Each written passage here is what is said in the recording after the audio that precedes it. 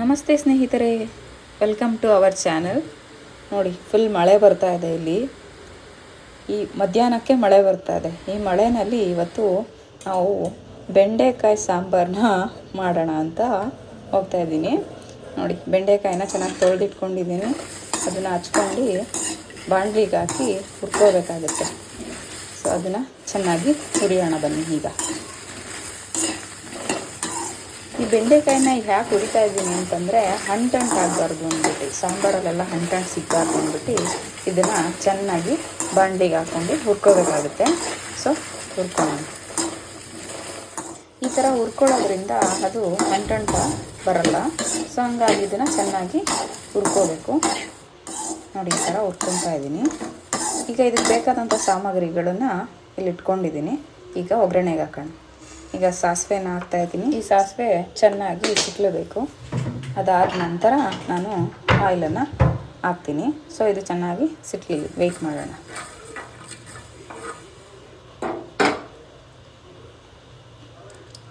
So ಇದು ಹಾಕ್ತಾಯಿದೆ. ಇವಾಗ ನೋಡಿ, ಆಯಿಲನ್ನು ಹಾಕ್ತಾಯಿದ್ದೀನಿ. ನಾನು ಜಾಸ್ತಿ ಗಾಣದ ಎಣ್ಣೆನೇ ಯೂಸ್ ಮಾಡ್ತೀನಿ. ಯಾಕೆ ಅಂದರೆ ಅದು ತುಂಬ ಹೆಲ್ತಿಗೆ ಒಳ್ಳೆಯದು ಅಂತ ಅಂದ್ಬಿಟ್ಟು ಕಡಲೆಕಾಯಿ ಎಣ್ಣೆ, ಗಾಣದ ಎಣ್ಣೆನ ಯೂಸ್ ಮಾಡ್ತೀನಿ. ಸೊ ಇವಾಗ ಆಯಿಲ್ ಹಾಕಿದ್ದೀನಿ. ಅದು ಚೆನ್ನಾಗಿ ಬಾಯ್ಲ್ ಆಗ್ತಾಯಿದೆ.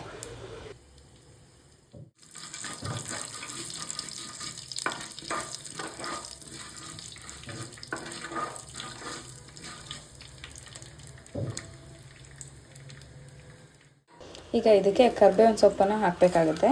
ಸೊ ಹಂಗಾಗಿ ಕರಿಬೇವಿನ ಸೊಪ್ಪನ್ನು ಹಾಕ್ತಾಯಿದ್ದೀನಿ.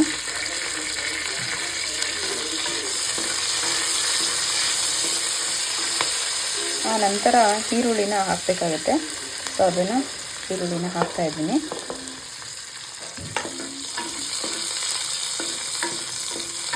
ಈಗ ಈರುಳ್ಳಿ ಚೆನ್ನಾಗಿ ಫ್ರೈ ಆಗಬೇಕು. ಸೊ ಅದು ಫ್ರೈ ಆಗ್ತಾ ಇರಲಿ.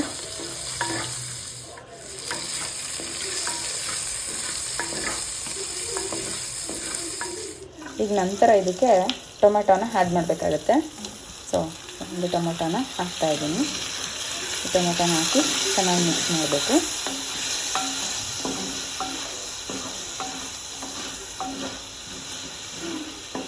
ಮಿಕ್ಸ್ ಆದಮೇಲೆ ಅದಕ್ಕೆ ಸಾಲ್ಟನ್ನು ಹಾಕಬೇಕು. ನಾನು ಕಲ್ಲುಪ್ಪನ್ನು ಹಾಕ್ತಾಯಿದ್ದೀನಿ.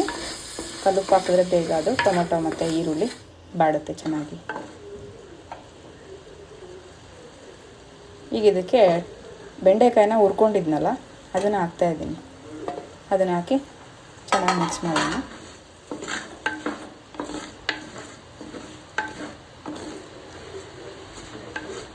ಈಗ ಇದನ್ನು ಮುಚ್ಚಿಬಿಡೋಣ. ಆ ಲಿಡ್ಡು ಮುಚ್ಚಿದಾದ್ಮೇಲೆ ಅದು ಸ್ವಲ್ಪ ಹಬೆಗೇ ಬೇಯ್ಕೊಳ್ಳುತ್ತೆ. ಸೊ ಹಂಗಾಗಿ ಮುಚ್ಚಿಡ್ತೇನೆ.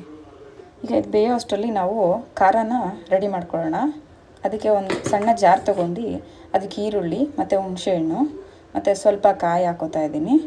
ಇದನ್ನು ನೀರು ಹಾಕ್ಕೊಂಡು ಗ್ರೈಂಡ್ ಮಾಡ್ಕೋಬೇಕಾಗತ್ತೆ. ಇದಕ್ಕೆ ಸಾಂಬಾರು ಪುಡಿನ ಹಾಕಬೇಕಾಗತ್ತೆ. ಮತ್ತು ಸಾಂಬಾರು ಪುಡಿನ ಹಾಕಿ ಗ್ರೈಂಡ್ ಮಾಡ್ಕೋಬೇಕಾಗತ್ತೆ. ಗ್ರೈಂಡ್ ಮಾಡ್ಕೊಂಡ ನಂತರ ಇವಾಗ ಖಾರ ರೆಡಿ ಇದೆ. ಅದನ್ನು ಈಗ ಆ ಸಾಂಬಾರಿಗೆ ಮಿಕ್ಸ್ ಮಾಡೋಣ. ಸೊ ಅದು ಬಾಯ್ಲ್ ಆಗ್ತಿತ್ತಲ್ಲ ಬೆಂಡೆಕಾಯಿ, ಅದಕ್ಕೆ ಖಾರನ ಹಾಕಿ ಮಿಕ್ಸ್ ಮಾಡ್ತಾಯಿದ್ದೀನಿ. ಚೆನ್ನಾಗಿ ಮಿಕ್ಸ್ ಮಾಡೋಣ.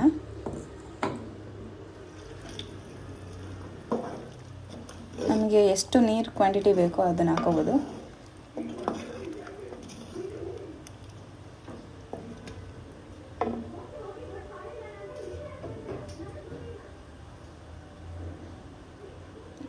ಈಗ ಇದನ್ನು ಮುಚ್ಚಿಬಿಡೋಣ. ಚೆನ್ನಾಗಿ ಬೇಯ್ಕೊಳ್ಳಿ. ನೋಡೋಣ ಇವಾಗ ಏನಾಗಿದೆ ಅಂತ.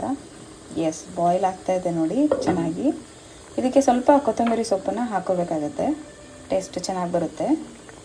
ಸೊ ಹಂಗಾಗಿ ಕೊತ್ತಂಬರಿ ಸೊಪ್ಪನ್ನ ಹಾಕಿ ಚೆನ್ನಾಗಿ ಮಿಕ್ಸ್ ಮಾಡ್ತಾಯಿದ್ದೀನಿ.